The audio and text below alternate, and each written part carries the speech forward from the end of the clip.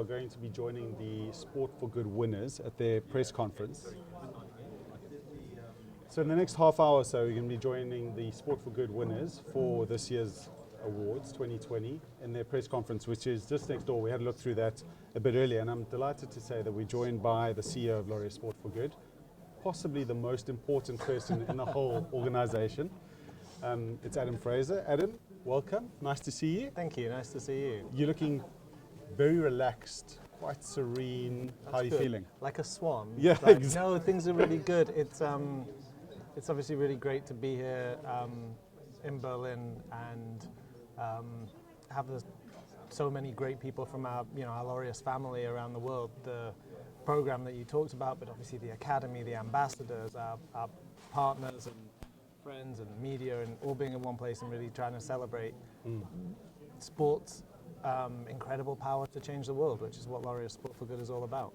Now, you're fairly new in this role. I think you started on the 1st of October. But I mean, you've been with the organization a long time. So has it been a fairly seamless transition, should we say?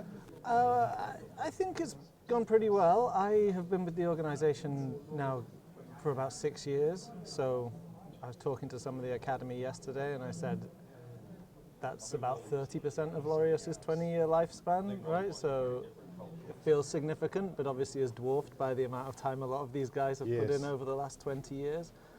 I think the thing with me taking on this role from an internal position is it shows that things are going in the right direction. Our board of trustees, who really are ultimately responsible for making sure we're delivering against that vision that President Mandela set for Laureus, that they feel we're doing that in the right way. And that doesn't mean we can't improve. We can always improve, and we're always trying to get better. But that we are changing young people's lives. We are ending violence, discrimination, and disadvantage. And I think an internal transition always shows that there's some belief that things are going in the right direction, and we hope to see that continuing. I mean, For Good is all about support, leadership, advocacy, right? These are these kind of three foundations, these pillars. How difficult is that to actually implement that?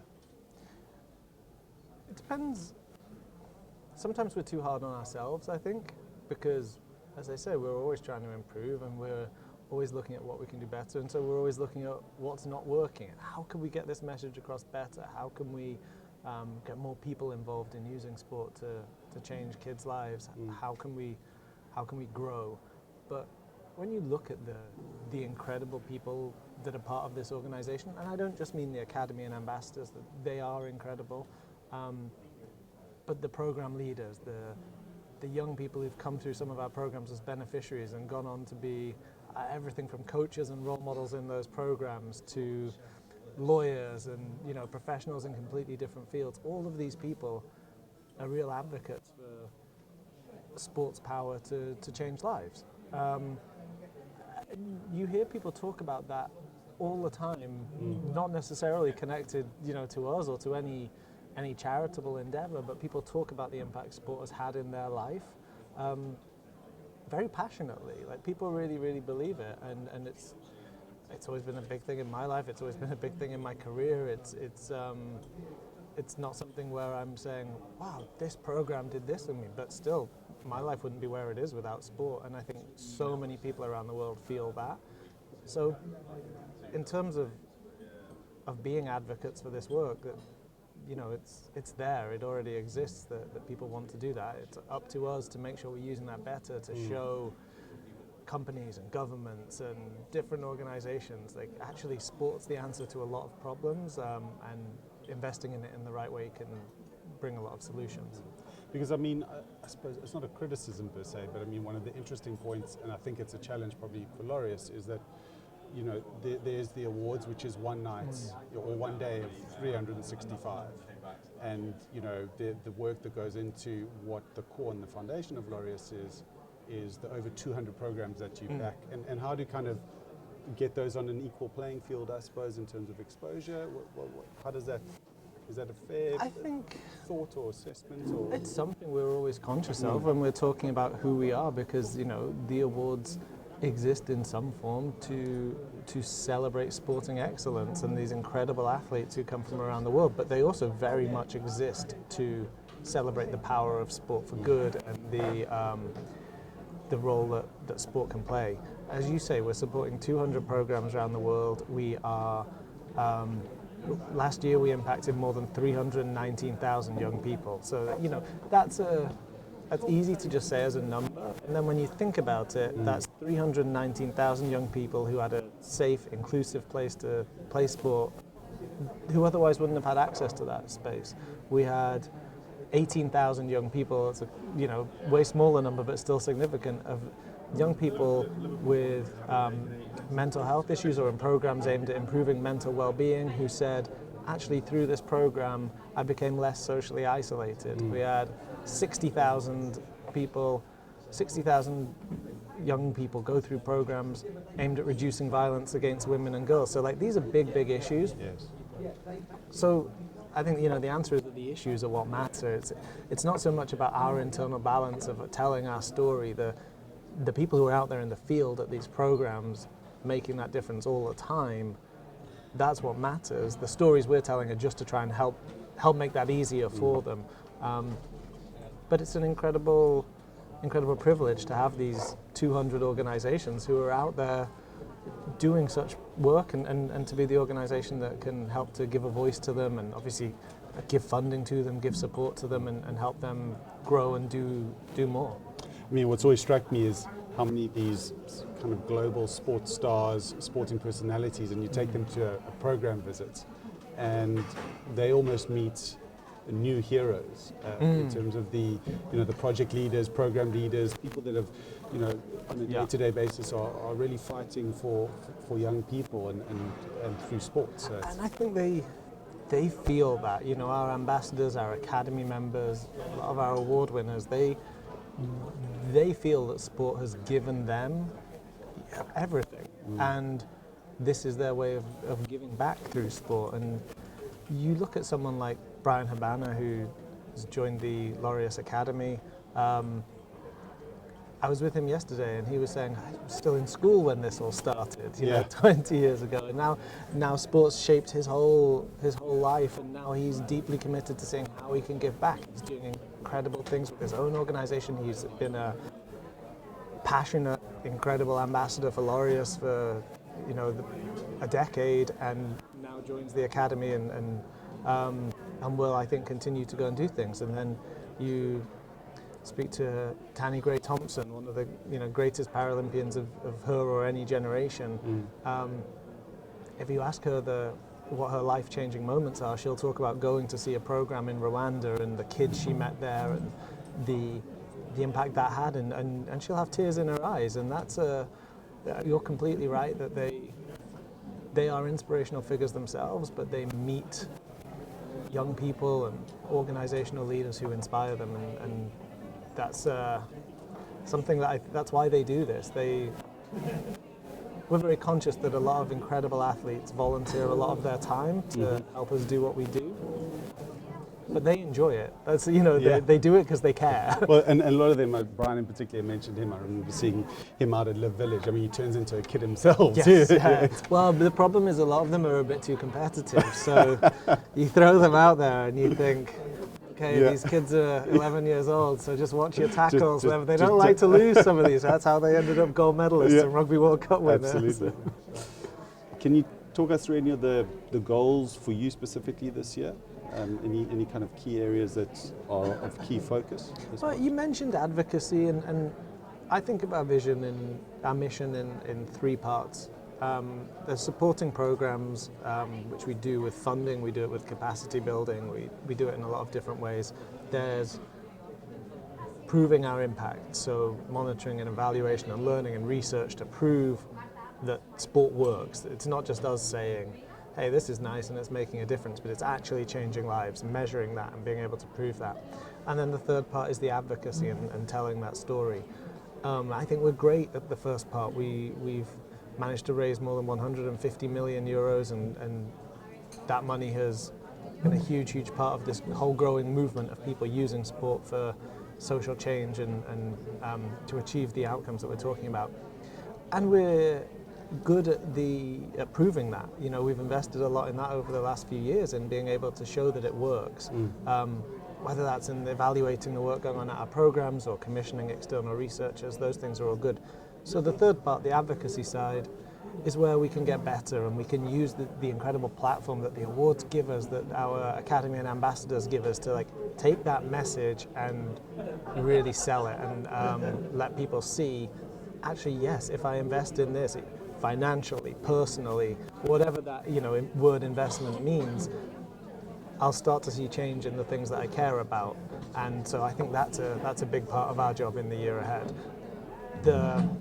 I'm not going to say the rest of it takes care of itself, because it's the main part of what we do, the grant making we do, the finding incredible programs, changing kids' lives, the process of actually raising money and getting it to those programs, because we have to raise the money that we're giving to these programs, and we're lucky enough to have incredible sponsors, Mercedes-Benz, IWC Schaffhausen, MUFG, and many others. But that stuff is the day-to-day. That's what we have to do to be Laureus Sport for Good. The how do we move forward and grow this space is the getting more people inspired by this story. I know you've got a young family. Considering what you do every day, the type of figures you meet, the area that you work in, what's it like to go home at the end of a day? I must imagine it must be very rewarding. It is. I'm very lucky lucky with my family and very happy, but rewarding is the right word for everything about this. I mean, it's an absolute privilege to do this. I had a conversation with my family a few days ago where I said it's actually, sometimes we work in the charitable space and we can think what heroes we are, trying to give back, but actually it feels really good. It's what a privilege to work with these athletes and to work with these young people whose lives are being changed. And I think it's important to remember that they're not beneficiaries, they're protagonists. Like, these young people are changing their own lives. So to be around that is richly rewarding, and it does make you think, like, actually this is how I want to be in my life. This is how I want to raise my kids. This is how I want to, get my friends thinking of, like, actually, how can we make a difference, and not just think, well, okay, I'll muddle on through life and do this thing, worry too much about the small things, but how can we actually make a difference in some of these big things? I'm going to let you go shortly because I know that we've got to get away to announce the Sport for Good winners. Just quickly, a little quiz. And I'm not going to ask you about Just Challenge in the Drakensberg. We're going to put you on the spot. So we're going to run through, I think, some of our other guests as well. Quick fire. Reigning Sportsman of the Year is? Last year's winner. Novak Djokovic. Okay. Sportswoman? Simone Biles. Team of the Year last year? Last year was last year Mercedes-Benz AMG? I don't know, I'm asking you. Who will win Team of the Year this year? I think it's such a... I want to be clear, this is not inside information because no one tells me this absolutely. stuff. And by the way, there is a right answer to this question. that will be, listen, I think you look at everything that happened at the Rugby World Cup, and you look at what the Springboks did, and saying this is an Englishman. So I was talking to Brian Habana yesterday, and I said, do you think they'll give Team of the Year to a team that just got lucky in one game after England pulled off that performance versus the All Blacks? He just laughed at me. And it was a tie. I think that South Africa team will be hard to beat, not just because of the sporting performance, but because these awards are, I think, as objective as awards can be. They're very rigorously run. Like, the world's media are a part of the process. The Laureus Academy are judging it, but all of those people in that process have not only seen the incredible ability of the Springboks on the field, but then they saw what it meant to a whole country, and that's a deeply powerful thing for us here at Laureus, who are obviously founded from President Mandela's vision and going right back to the 1995 Rugby World Cup. So I don't know, to me, emotionally, that feels like a real potential winner. But the other nominees are pretty good as well, so it's going to be close on all of these things. That's the right answer. That is the right answer. And final one, considering you spent 4 days hiking through the Drakensberg in South Africa with them, and you can only choose one, for Adam Fraser, is it Brian O'Driscoll or Brian O'Banner? I'll let you make up your own criteria. My own criteria. For the answer.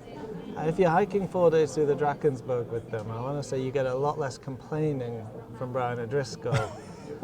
But I tell you what, there's a point on one of those days hiking through the Drakensberg where we're climbing a hill and it's pretty hot and we've been going a long time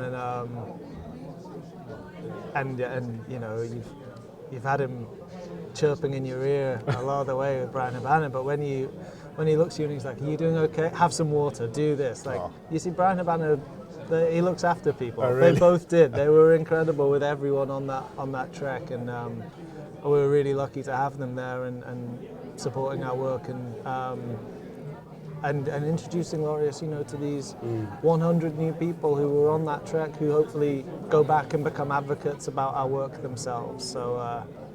So no, they're good guys. Excellent diplomatic answer. Adam, I know you've got some important work to get to. Thank you so much for your time, and thank you for everything that you do as well. I think you guys are doing amazing work. Thank you. Good luck with the year ahead. Thank you for being here telling the story. Thank you. Cool. So that's Adam Fraser, the CEO of Laureus Sport for Good Foundation, and he's off shortly to go and reveal who the winners for this year are. Stay tuned for that press conference. We'll cross live to that shortly. Thank you. Thanks, man. How badly